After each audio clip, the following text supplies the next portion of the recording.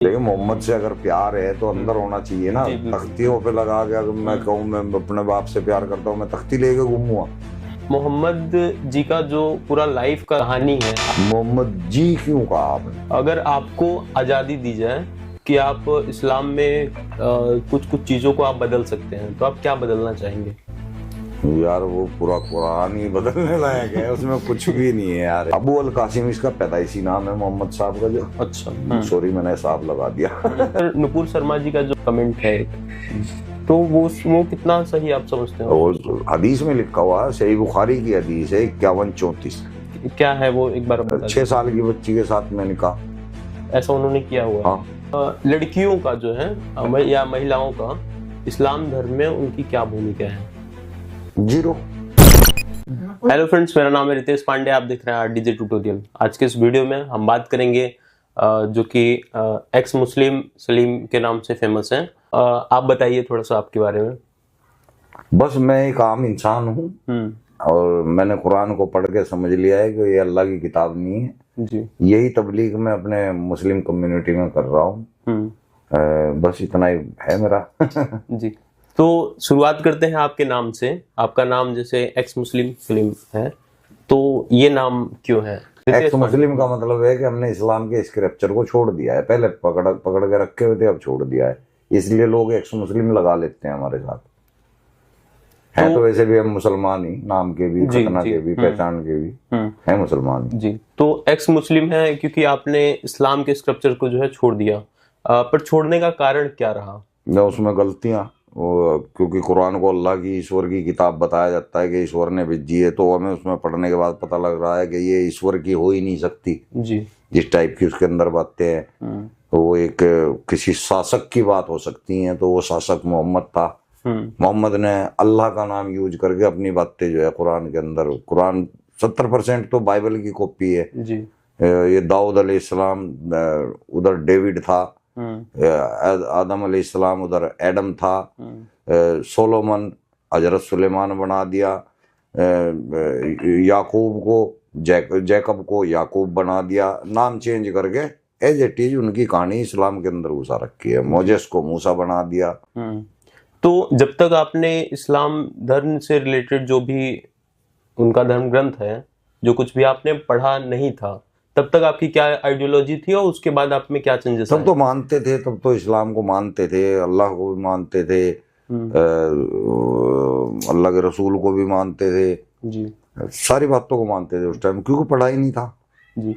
ज्यादातर लोग ऐसे देखे जाते हैं जो कि मतलब उनको प्राउड है कि वो मुस्लिम है, तो क्या वो बिल्कुल भी किताबें वगैरह नहीं पढ़े हुए? नहीं, वो फिर उनको प्राउड ही नहीं होने का। अगर पढ़ ली ना, फिर नहीं होने का प्राउड, फिर दुख होगा कि हम क्या फॉलो कर रहे थे। जी। कुरान पढ़ना सभी जितने भी मुस्लिम हैं उनका हक है, उनको पढ़ाया जाता है बचपन से, तो वो पढ़ने के बाद भी उस चीज को क्यों नहीं पढ़ाया नहीं जाता, रटाया जाता है। पढ़ने का मतलब है कि हमें पता हो कि हम क्या कह रहे हैं। अल्हम्दुलिल्लाह रब्बिल आलमीन अर्रहमानिर रहीम मालिकी यौमिद्दीन, हमें इसका अर्थ पता होना चाहिए जी, तब होता है पढ़ा है। ये तो रटना है कि हमने रट दिया, पता तो है नहीं हम क्या बोल रहे हैं मुंह से अरेबिक लैंग्वेज में। तो आपको सबसे पहले मतलब किस समय पे ऐसा रियलाइज हुआ कि नहीं, अब जो है मुझे विरोध करना चाहिए इसका, अब ये चीज जो है कि और ज्यादा मैं अपनी लाइफ में जो है इस चीज को इन्वॉल्व नहीं रख सकता? जिस टाइम इस्लाम को पढ़ लिया, समझ लिया, तो मुझे ऐसा लगा कि कितनी बड़ी कम्युनिटी इस्लाम को अंधों की तरह फॉलो कर रही है, बहुत बड़ी। फिर सऊदी अरब की तरफ को देखा, दुबई की तरफ देखा, यार इन लोगों को तो बहुत कट्टर मुस्लिम होना चाहिए था, क्योंकि अरब का ही इस्लाम है। वहां देखता हूँ तो वहां इस्लाम को कोई फॉलो नहीं कर रहा, और मुसलमान इतनी भयंकर तरीके से फॉलो कर रहा है। तो ये फिर मेरे को ऐसा लगा कि मुझे लोगों को समझाना चाहिए, बताना चाहिए। जी। हर युग में कोई ना कोई महापुरुष आया है अपने मजहब में, अपनी कम्युनिटी में बदलाव करने के लिए, इसीलिए उसको महापुरुष कहा जाता है, क्योंकि उसने बड़े काम किए। जी बिल्कुल। तो मुझे ये नहीं पता था कि मैं महापुरुष बनूंगा या नहीं बनूंगा, पर मुझे ये ड्यूटी लगी अपनी। जी। तो उसका कुछ पॉजिटिव इम्पैक्ट दिख रहा है आपको सोसाइटी में जब से आपने इसका विरोध करना शुरू किया? हाँ, पहले तो हम अकेले ही घूमते थे, हमारे को कोई दिखता ही नहीं था हमारे जैसा आदमी। और अब तो आपकी आंखों के सामने ये ईरान, जो कि इस्लामिक इतिहास में सबसे बड़ा इस्लामिक देश रहा है। ईरान कब से इराक के साथ लड़ाई कर रहा है। ये इस्लामिक लड़ाई तो चल रही है इनकी, वो यहूदी हैं, ये मुसलमान हैं, इनकी लड़ाई इस्लामिक लड़ाई चल रही है। कब से चल रही है, हम पैदा भी नहीं हुए थे तब से सुन रहे हैं हम ईरान इराक की लड़ाई। अब उन लोगों ने अपना मजहब छोड़ दिया, अपनी मस्जिदें तोड़ दी, लड़ाई भी खत्म होगी, उनकी लड़ाई भी खत्म होगी। लाखों लोग ऐसे हैं जिन्होंने इस्लाम छोड़ दिया है जी। और भाई करोड़ों में गिनती करें तो 7 करोड़ अभी ईरान के अंदर हुए एक्स मुस्लिमों का ही बेनिफिट है। बिल्कुल। वो कोई इंजेक्शन तो लगवाया नहीं उन्होंने, एक्स मुस्लिमों को देख के छोड़ा है। तो इस्लाम चाहता क्या है? इस्लाम तो पूरे सृष्टि को ना मतलब बर्बादी की तरफ ले जा रहा है, कामयाबी की तरफ नहीं ले जा रहा जी। वो कह रहा है कि ये दुनिया बेकार है, वेस्ट है, यहाँ तुम केवल इम्तिहान देने आए हो, यहाँ इम्तिहान दो, जन्नत में जाओ। और जबकि हम यहाँ इम्तिहान नहीं यार पैदा हुए तो हमें जीना चाहिए, अच्छे से जीना चाहिए। अगर अल्लाह की बात करें, जो जिन्होंने इस्लाम धर्म को या फिर उनसे रिलेटेड सारी चीजों को बनाया है, तो उन्होंने दूसरे धर्म के लोगों को क्यों बनाया? अगर उन्होंने सब कुछ बनाया है, सारी सृष्टि बनाई है, तो उस पे क्या उनका तर्क है? जो उनके पास ये तर्क है कि जो काफिर है, जो इस्लाम को नहीं मानता, वो नरक में जाएगा, दोजख में जाएगा, वो दोजख का ईंधन है। अब मैं ये पूछता हूँ कि एक बच्चा जब पैदा हो रहा है उसको क्या पता कि मैं हिंदू पैदा हो रहा हूँ या मुसलमान पैदा हो रहा हूँ। एक इंसान का बच्चा पैदा हुआ, उसको जो उसके माँ बाप हैं वो उसके अंदर कम्युनिटी भरते हैं, वो उसके अंदर विचार भरते हैं। अगर हिंदू है तो राम राम जय श्री राम ये सिखाएंगे बचपन से। अगर वो मुसलमान है तो उसको इस्लामिक स्क्रिप्चर सिखाएंगे, अल्लाह अल्लाह अल्लाह। उसकी कोई गलती नहीं है, वो तो इंसान ही पैदा हुआ था, उसको बना हम लोगों ने दिया, हिंदू या मुसलमान। ऐसा होना नहीं चाहिए था। असल में तो 18-20 साल तक आजादी होनी चाहिए थी कि भाई जो इसको समझ में आएगा उसको फॉलो कर लेगा। अगर आपको आजादी दी जाए कि आप इस्लाम में कुछ कुछ चीजों को आप बदल सकते हैं, तो आप क्या बदलना चाहेंगे? यार वो पूरा कुरान ही बदलने लायक है, उसमें कुछ भी नहीं है यार ऐसा। तो आप चाहेंगे कि भारत में जितने भी मुसलमान हैं जो मुस्लिम धर्म को मानते हैं वो सब कन्वर्ट हो जाएं, एक्स मुस्लिम हो जाएं या फिर हिंदू हो जाएं? इस्लाम को छोड़ दें, बाकी तो इंसान तो वे अपना आप ही रह जाएंगे। फिर चाहे हिंदू बनो, चाहे सिख बनो, चाहे ईसाई बनो, कम से कम तुम किसी को काफिर कह के कत्ल तो नहीं करोगे। कुछ भी बन जाओ। अच्छा, काफिर हमें तो देखो कुछ भी बनने की जरूरत नहीं है जी। हम जो थे वही एज इट इज बैठे हैं। हमने एक गंदगी को छोड़ दिया है। अब हमें पता है कि हमें अच्छे काम क्या करने हैं जी। ये हमारे को हमने अपने जीवन में सीख लिए हैं जी। कुछ हमने धर्मों के बारे में पढ़ लिया है, तो हमें जो अच्छा लगता है हम वो कर रहे हैं। बिल्कुल सही। तो काफिर का क्या कॉन्सेप्ट है? काफिर वर्ड, काफिर कुफर से आया है, कुफर अरबिक वर्ड है। जो अल्लाह और उसके रसूल से इनकार करता है, ये सबसे बड़ा कुफर है। कुफर के मायने तो खाली इनकार करना या गलत काम करना भी कुफर में आता है, लेकिन सबसे बड़ा कुफर है अल्लाह और उसके रसूल से इनकार करना जी। तो जितनी भी धर्म है या दर, ये सब उससे इनकार करते हैं तो ये काफिर है।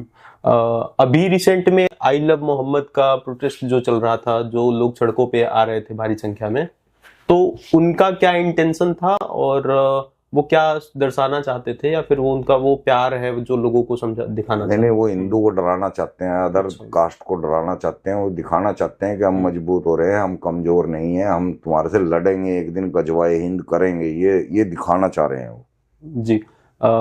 तो आई लव मोहम्मद, मोहम्मद से रिलेटेड आप कुछ बताइए। देखिए, मोहम्मद से अगर प्यार है तो अंदर होना चाहिए ना। तख्तियों पे लगा के अगर मैं कहूँ मैं अपने बाप से प्यार करता हूँ, मैं तख्ती लेके घूमूंगा? बिल्कुल। तख्ती लेके घूमने से तो प्यार नहीं दिखेगा। अगर मैं तख्ती लेके गुम हुआ, इसका मतलब मैं लोगों को डरा रहा हूँ। बिल्कुल। तो मोहम्मद जी का जो पूरा लाइफ का कहानी है, आप अगर उसके बारे में थोड़ा कुछ बताएं तो। मोहम्मद जी क्यों कहा आपने? क्योंकि उनसे तमाम लोग जो है अच्छा संबंध, मतलब रिस्पेक्टेड संबंध रखते हैं। मतलब अगर आप डाकू गब्बर सिंह उसका गिरोह आपके सामने खड़ा हो जाए जी कि भाई गब्बर सिंह को जी लगाओ, तो लगाओगे? ठीक है, आप लोग, मैं उन व्यूअर्स के जो कि हर धर्म के हो सकते हैं, तो किसी को मेरी बात बुरी ना लगे, बस इस वजह से अगर हम दूसरों की भावनाओं का ख्याल करेंगे ना तो हम सच्चाई नहीं बयान कर सकते जी। शेख चिल्ली की भी अपनी भावनाएं थी। अगर हम शेख चिल्ली को ये कह रहे हैं कि भाई तू गलत कर रहा है और उसकी भावना आहत हो रही है तो हम गलत नहीं है, गलत वो शेख चिल्ली है जी। उसकी भावना ही गलत है। तो गलत भावना के खिलाफ हमें बोलना चाहिए, तभी वो भावना खत्म होगी। तो आपने जो मोहम्मद हैं उनको शेख चिल्ली से कंपेयर करा तो मोहम्मद की नस्ल को किया मैंने, मोहम्मद तो है ही नहीं है। अच्छा। जो अपना आपको उसकी नस्ल बता रही है ना, हाँ, उनको मैं शेख चिल्ली कह रहा हूँ। अच्छा। तो उनके कुछ बचपन की कहानी या कुछ स्टोरी जो कि बताई गई हो इस्लाम धर्म में, तो देखिए मोहम्मद की स्टोरी अगर मैं 2-3 मिनट के अंदर बताऊं तो बता दूंगा, छोटी मोटी बताई जाएगी क्योंकि इतनी बड़ी किताब कैसे 2-3 मिनट में बता देंगे। अबू अल कासिम इसका पैदाइशी नाम है मोहम्मद साहब का, जो अच्छा सॉरी मैंने साहब लगा दिया पैदाइशी नाम अबू अल कासिम। और फादर की डेथ तो पेट में ही हो गई थी जब ये 7 महीने का था। अच्छा। तब इसके फादर की डेथ हो गई थी और इसकी मदर की डेथ हो गई थी कोई 5 साल या 6 साल के वक्फे में। इसके चाचा अबू तालिब ने इसको पालना पोषण शुरू किया।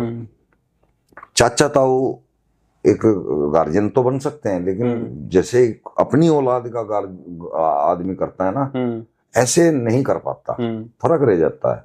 100% होता है वो फर्क इधर भी आया जी। अबू तालिब प्यार तो करता था मोहम्मद साहब से, अबू तालिब भी, अबू लहब भी, अबू जहल भी, तीनों चाचा प्यार करते थे।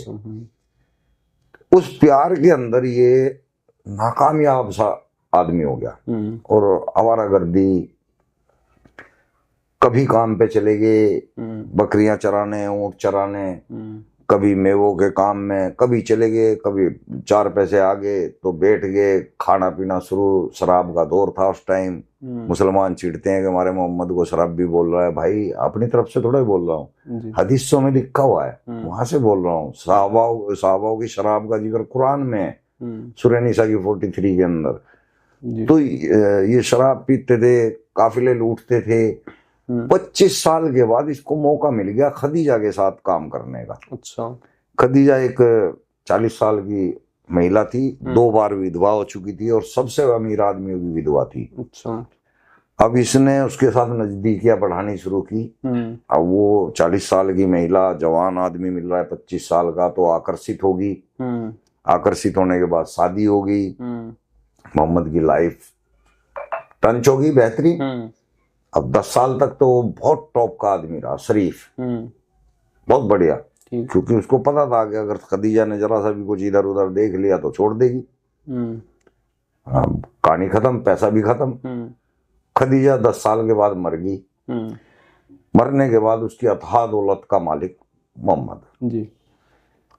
अब मोहम्मद साहब ने अपने आप को, सॉरी फिर साहब कह दिया मैंने अब अपना वर्चस्व फैलाना शुरू कर दिया। मैं नबी हूँ, मेरे को अल्लाह ने भेजा है, पैगंबर हूँ, मेरे को पैगाम दे के भेजा है इंसानियत का, मानवता का, मेरे ऊपर आयतें उतर रही हैं। क्योंकि उनको मानसिक बीमारी थी, आयशा ने बयान किया है। अच्छा।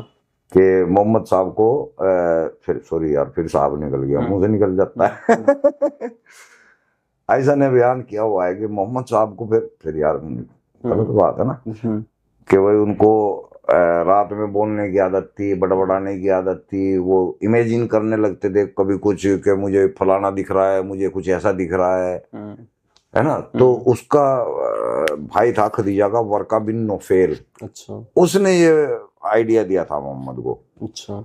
कि भाई ये हो ना हो अल्लाह का नबी है, जैसी ये बातें कर रहा है, बस उसके घर कर गया और बन गया अल्लाह का नबी। तो इस्लाम धर्म में वैसे शराब पीना या फिर अन्य तरीके की जो धूम्रपान वगैरह करना है, सारी चीजें तो हराम। हाँ, बाद में हुई है ना। अच्छा। पहले की अगर हम हदीस से पढ़ते हैं तो पहले मोहम्मद साहब भी पी रहे हैं, उनके साहबा भी पी रहे हैं। लेकिन आपने एक हदीस सुनी होगी कि मोहम्मद साहब को एक गुलाम औरत ने जहर खिला दिया था बकरे के अंदर। अच्छा। और वो जहर खाने से ही उनकी 3 साल के बाद मौत हुई थी। उस जहर से उनको गले में तंगी होने लगी। अब जब भी वो शराब पीते थे तो उनके गले में प्रॉब्लम होती थी, परेशानी होती थी उनको। तो हकीमों ने उनको सलाह दी कि जी आपको ये शराब बंद करनी पड़ेगी, नहीं तो आपकी डेथ हो जाएगी। शराब की वजह से।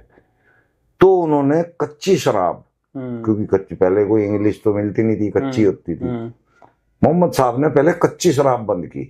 कद्दू की शराब, गोंद की, मगाफिर, ये बंद की। अभी भी वाइन चालू थी। वाइन यानी ये फलों से बनने वाली शराब, अंगूरों से बनने वाली शराब, किशमिश मेवों से बनने वाली शराब, वो अभी भी चालू थी। पहले वो बंद होगी। अब मोहम्मद साहब वो वाइन पीने लगे। अच्छा। मगाफिर बंद कर दी। वो वाइन भी, क्योंकि उस अल्कोहल तो आ रहा है, वो भी नुकसान देने लगी। जब वो भी नुकसान देने लगी, तब आयशा और हफ्सा मोहम्मद साहब को कहा कि आपको शराब बंद करनी पड़ेगी। तो सूरे 66 की तहरीम की आयत नंबर 1 है। मोहम्मद साहब ने सोचा कि यार तेरे पे छोड़ तो जाएगी नहीं, कोई भी शराब भी, बीड़ी वाला भी एकदम नहीं छोड़ पाता, फोर्स देने से नहीं छोड़ता, अपनी मर्जी से छोड़ दे वैसे। जब उसको हफ्सा और आयशा ने कहा कि आप जब भी जैनब के घर से आते हैं तो दारू पी के आते हैं, मगाफिर पी के आते हैं, तो उसने कसम भी खाई कि नहीं मैं पीता नहीं हूँ और आज के बाद नहीं पीऊंगा, ये कसम भी खाई। तो वाइन भी उनको नुकसान दे रही थी। तो उन्होंने एक बार को ये सोचा कि भाई एकदम नहीं छूट दी जाएगी मेरे को, तो मैं एक काम करता हूँ, एक आयत उतारता हूँ अल्लाह के नाम से। अच्छा। तो उसने एक आयत उतारी सूरह तहरीम की 1 नंबर। अच्छा। कि अल्लाह कह रहे हैं कि ए रसूल, जो चीज मैंने तेरे ऊपर हलाल की है, तू अपनी बीवियों को खुश करने के लिए उसको हराम करने पे क्यों तुला हुआ है? तो उसने गिर जाके अपनी बीवियों को बताया कि रात अल्लाह मियां ने आयत भेजी है, मना कर रहा हो तो आराम करने को। अब वो कहती हैं हफ्सा और आयशा कि भाई अल्लाह जो मर्जी कहे या ना कहे, दारू हराम होनी है। अच्छा। अब वो फिर दारू हराम हुई है, ये उसका पूरा कॉन्सेप्ट है। अच्छा, उसके बाद से जो है, क्योंकि वो मोहम्मद साहब को नुकसान दे रही थी। अब जब मोहम्मद साहब को नुकसान देने लगी तो उसको समझ में आया कि ये नुकसान की चीज है, फिर लोगों के लिए बंद की। अच्छा, मोहम्मद साहब पर नुपुर शर्मा जी का जो कमेंट है, तो वो कितना सही आप समझते हैं? हदीस में लिखा हुआ है, सही बुखारी की हदीस है 5134। क्या है वो, एक बार बता 6 साल की बच्ची के साथ में निकाह ऐसा उन्होंने किया हुआ। हाँ, आयशा 6 साल की थी जब निकाह हुआ, जब रिश्ता मांगा तब 3 साल की थी, जब सुहागरात हुई तब 9 साल की थी। बकरा काटना जो है, क्या उसके पीछे का उनका मिथोलॉजी है? क्या वो सोचते हैं इसके पीछे, बकरा वगैरह जो काटा जाता है? असल में तो इसके पीछे लॉजिक ये है कि उस वक्त मांस जो है सबसे प्रिय भोजन रहा है लोगों का। 1450 साल पहले अगर हम देखते हैं, क्योंकि उस वक्त इतनी खेतियां नहीं होती थी, बहुत कम खेती होती थी, तो मांस ही सबसे नंबर 1 पे भोजन था। तो उसको खाना हलाल बता दिया मोहम्मद ने जी। उसमें ये नहीं देखा कि ये बुरा है या अच्छा है, उसको हलाल बता दिया। हाँ, पर ईद के दिन बकरा काटा जाना अनिवार्य जो हो गया, वो इब्राहिम अलैहिस्सलाम की उसमें है, वो उनके बेटे को कुर्बानी देनी थी अपनी, तो वो कुर्बानी नहीं दे पाई, छुरी जो है नहीं चली गर्दन पे, तो उसकी जगह बकरा रख दिया अल्लाह मियां ने। तब से ये बकरे की कुर्बानी मानी जाती है। हालांकि कुर्बानी बकरे के नाम से नहीं है, कुर्बानी ईद उल जुहा, कुर्बानी सूरे बकर, सूरे बकर का मतलब गाय।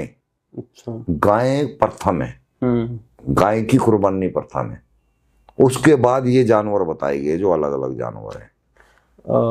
आप इसको किस हद तक सही समझते हैं, बकरे की कुर्बानी या फिर किसी? मैं तो मकोड़े की भी नहीं सही समझता यार, एक जीव को क्यों मार रहे हैं यार।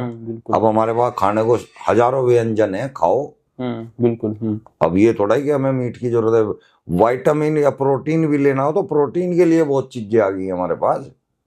मुझे आप हलाला के बारे में कुछ बता दीजिए। हलाला सूरे बकरा की 230 के अंदर मौजूद है। हलाला नाम नहीं है, हलाला को मुसलमान इस्तेमाल करता है।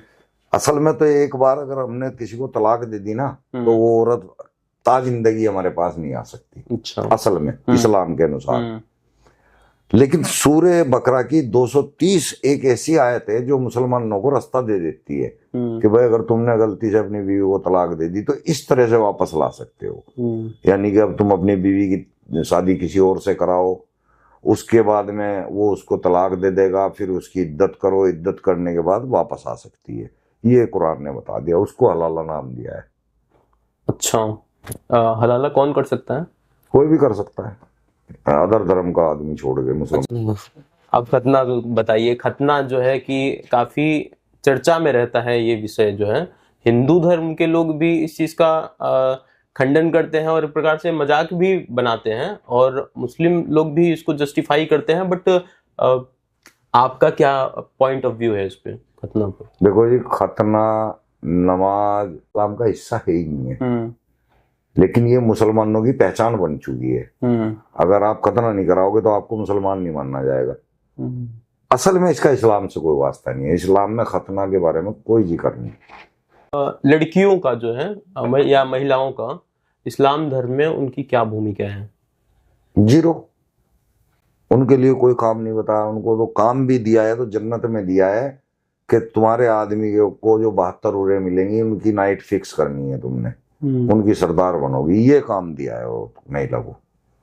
72 हुरे, ऐसा अक्सर सुनने में आता है कि मरने के बाद यहाँ पे जो काम है उसके हिसाब से जो है उनको जन्नत में 72 हुरे। काम के ऊपर इस्लाम है ही नहीं है, कर्म के ऊपर इस्लाम है ही नहीं है, अकीदे के ऊपर इस्लाम है, यानी कि मानने के ऊपर इस्लाम है जी। अगर आपका कुरान के ऊपर अकीदा है और उस पर अमल है तो आप जन्नत में जाएंगे और आपको हुरे मिलेंगी।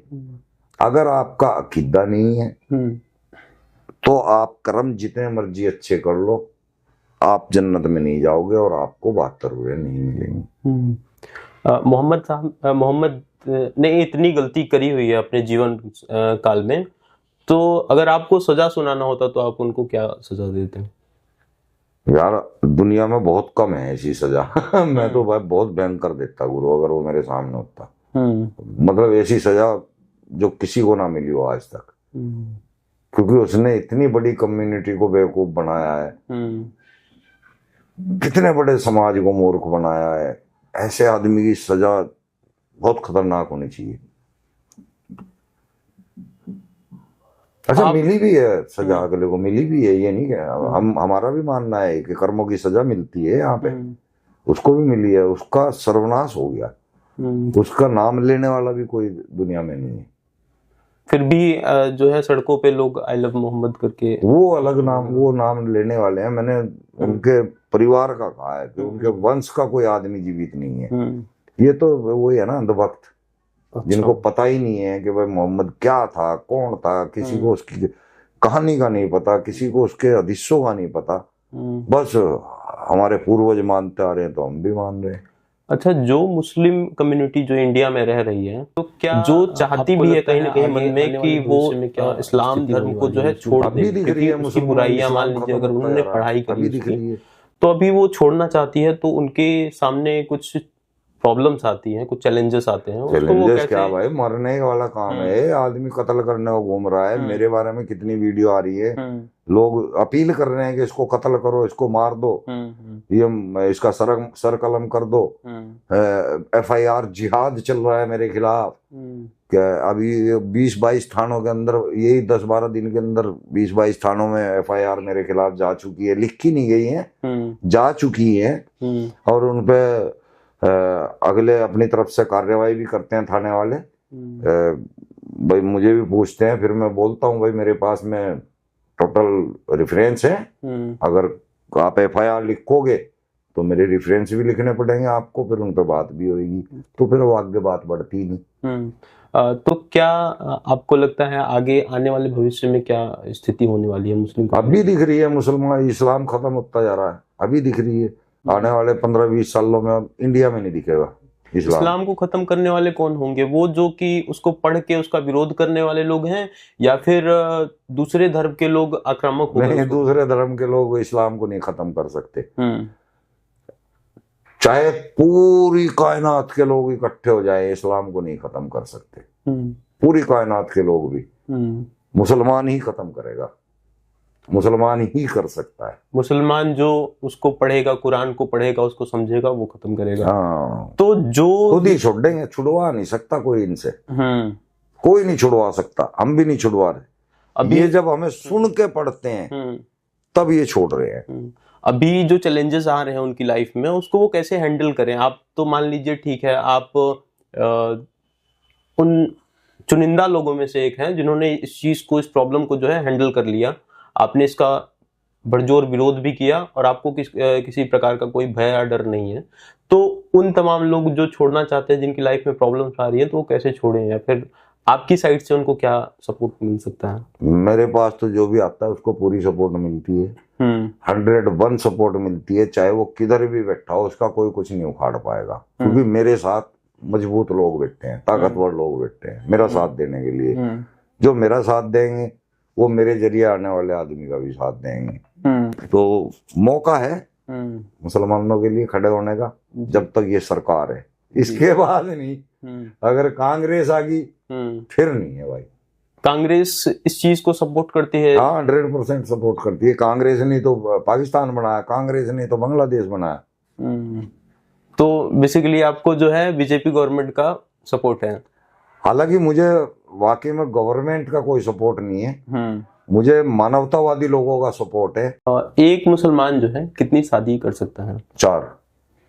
और एक मौलवी कितनी शादी कर सकता है? 4। एक मौलवी जिसकी 4 शादी हो गई है, वो किसी और महिला का हलाला कर सकता है या नहीं? हाँ, कर सकता है। हाँ, 4 शादी करके 40 हलाले भी कर सकता है, दम होना चाहिए बस उसमें। आपकी बेटी है, हाँ, और वो चाहती हैं किसी हिंदू धर्म के किसी लड़के से शादी करना चाहती हैं, आप उनका सपोर्ट करेंगे, विरोध करेंगे?